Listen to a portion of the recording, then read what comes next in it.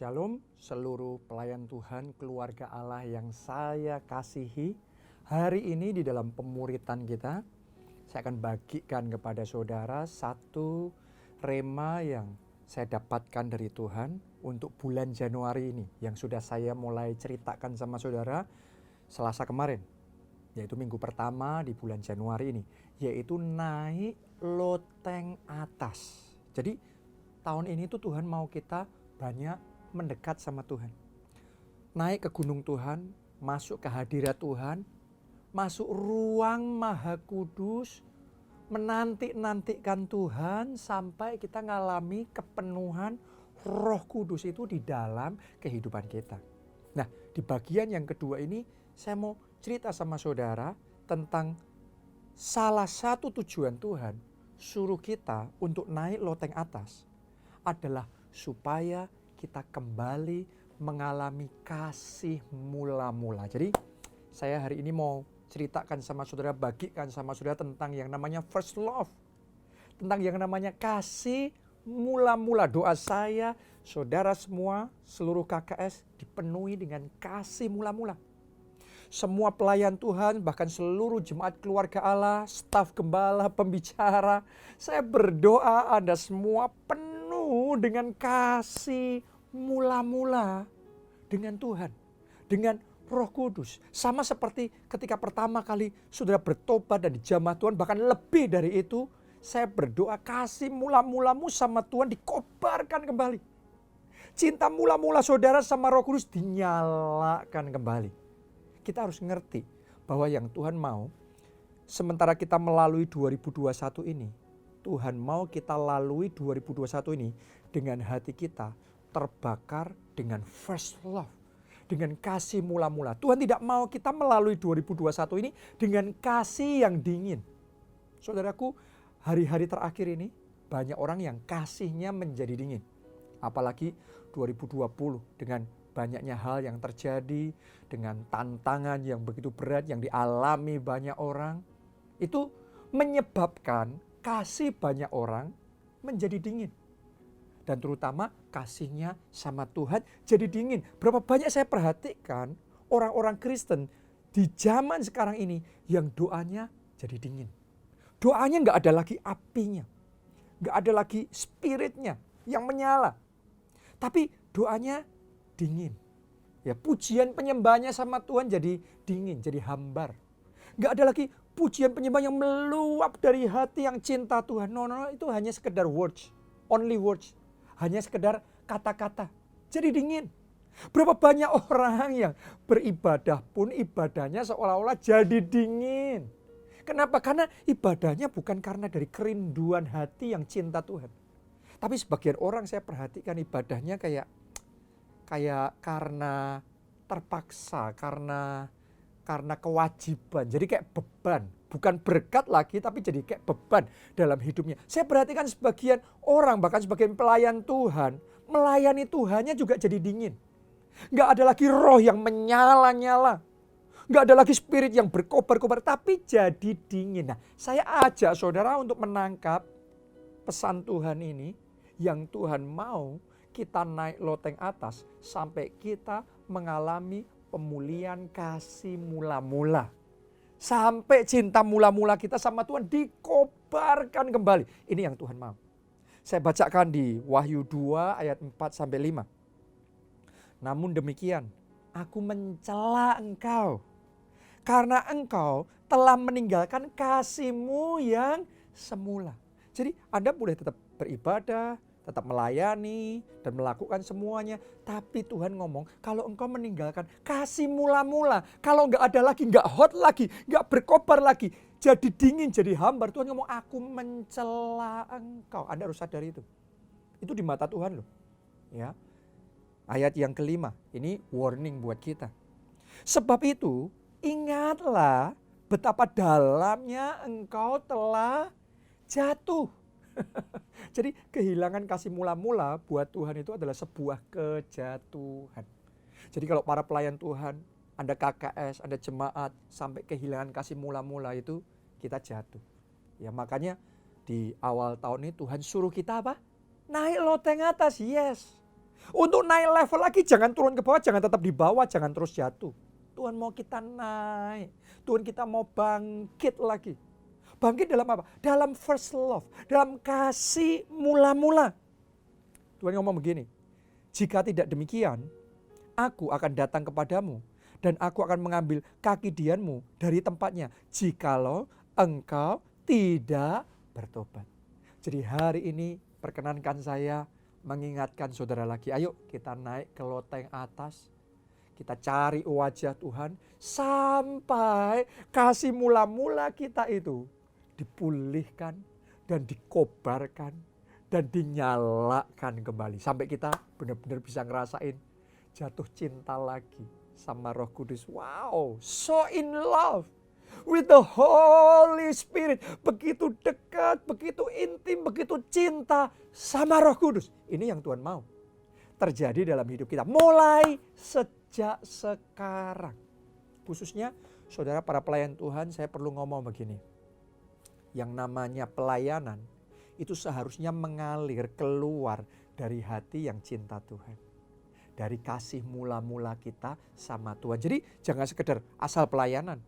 Tapi pelayanan itu mengalir dari hati yang first love. Karena cintanya berkobar-kobar. Terus dari situ meluap kita melayani Tuhan.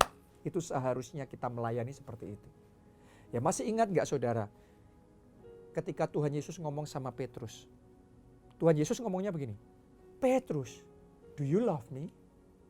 Apakah engkau mengasihi aku? Petrus berkata, aku mengasihi engkau Tuhan. Terus Tuhan Yesus ngomong begini. Gembalakanlah domba-dombaku. Coba Anda renungkan. Tuhan gak ngomong langsung, Petrus, ayo sekarang langsung gembalakan domba, ayo langsung melayani. No. Tuhan tanyanya yang pertama adalah, do you love me? Apakah engkau mengasihi aku? Jadi yang dicek sama Tuhan yang pertama adalah love-nya dulu. Adalah kasihnya dulu. Cinta mula-mula. Kasih mula-mula. Itu yang Tuhan cek terlebih dahulu. Begitu itunya ada, maka Tuhan ngomong, gembalakanlah domba-dombaku. Hari ini saya mau ajak saudara untuk menyadari. Kita akan melayani sebagai ketua kelompok sel, KKS. Saudara melayani, memberitakan Injil, memuridkan, menggabungkan. Dan semua yang Anda lakukan di dalam pelayanan untuk Tuhan. Saya mau ingatkan sekali lagi. Lakukan itu dari hati yang cintanya sama Tuhan menggebu-gebu. Saya yakin pertama kali Anda melayani, Anda sudah punya kasih mula-mula itu. Tapi mungkin di tengah jalan karena banyak hal terjadi, kasih itu jadi dingin, jadi hambar. Karena itu pesan firman Tuhan buat kita semua hari ini. Kembalilah pada kasihmu yang semula. Wow. Kenapa? Karena setelah kasih kita ini dikobarkan, cinta mula-mula dikobarkan, dari situ meluap. Harusnya dari situ pelayanan kita. Kita maju, kita memuridkan, kita mengembalakan, kita berkhotbah. Ya, kita melakukan semua yang kita mau lakukan. Kita bersaksi, kita menyelamatkan jiwa. Semuanya itu harusnya dari source-nya, sumbernya, hati yang cinta mula-mulanya sama Tuhan menggebu-gebu dan berkobar-kobar. Nah, ini sesuatu yang penting sekali. Kenapa kok buat Tuhan yang namanya kasih mula-mula itu sangat prinsip, ya, sangat ditekankan dan sangat penting sekali. Saya mau bacakan buat saudara di 1 Korintus 2 ayatnya yang ke-9. Ditulis begini. Tetapi seperti ada tertulis, apa yang tidak pernah dilihat oleh mata. Oke. Dan tidak pernah didengar oleh telinga. Anda mesti ingat ini. Ayo lanjutkan bersama dengan saya.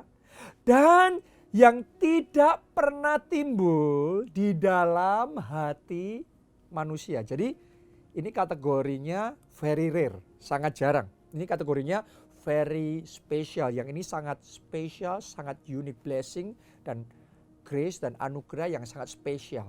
Tuhan ngomong begini, yang kayak gitu, ya, ditulis begini, kalimat terakhir.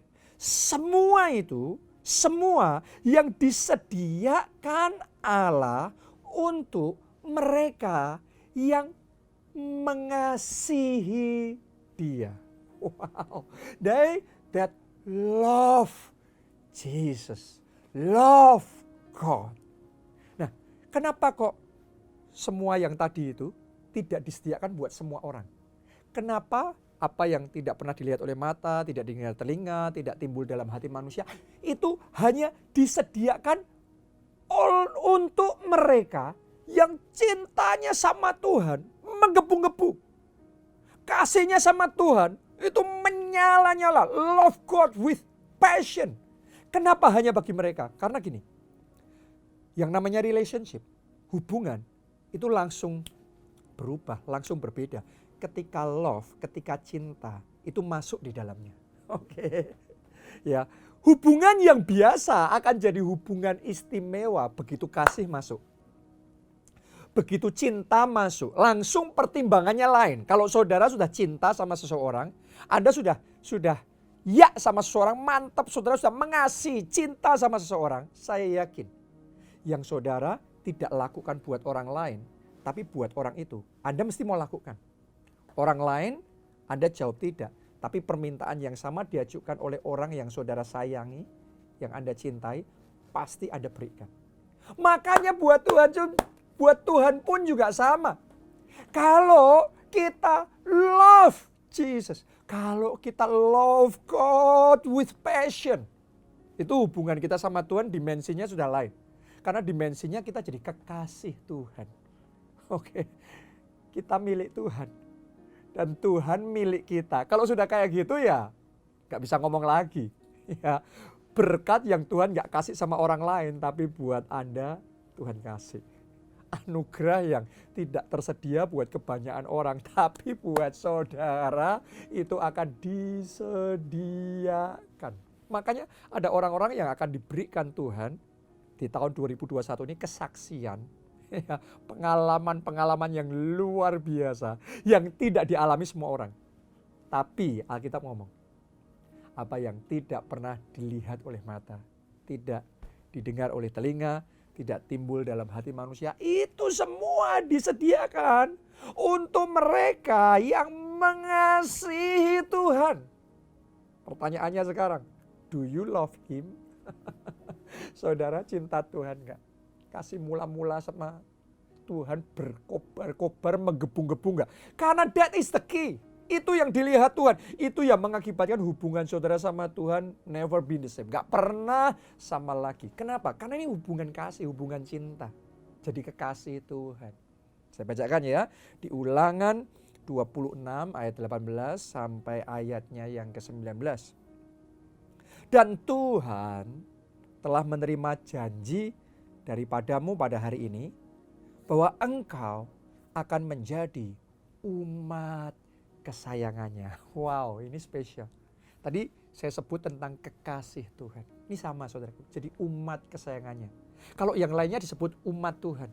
Tapi kalau saudara dan saya yang love God with passion, Anda disebut umat kesayangannya. Anda disebut kekasih Kristus. Saya berdoa 2021 ini dimensi hubungan saudara sama Tuhan gak sama lagi. Di 2021 ini Anda jadi umat kesayangannya. Anda jadi kekasih Kristus. Nah, mari lanjutkan. Seperti yang dijanjikannya kepadamu dan bahwa engkau akan berpegang pada segala perintahnya. Ayat 19. Dan ia pun, tolong perhatikan, kalau Anda sudah jadi kekasih Kristus, jadi umat kesayangannya, mari kita lihat apa yang dia mau lakukan. Dan ia pun akan mengangkat engkau di atas segala bangsa yang telah dijadikannya untuk menjadi terpuji, ternama, dan terhormat. Sampai di situ pembacaan kita. Wow. Jadi kalau orang sudah jadi umat kesayangan, jadi kekasih Kristus, ini janjinya. Tuhan akan mengangkat kita melampaui semua bangsa lain di muka bumi ini.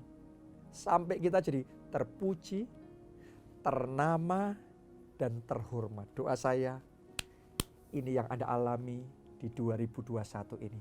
Dalam hidup saudara ada promosi yang begitu rupa dari Tuhan, sampai engkau jadi terpuji, ternama, dan terhormat.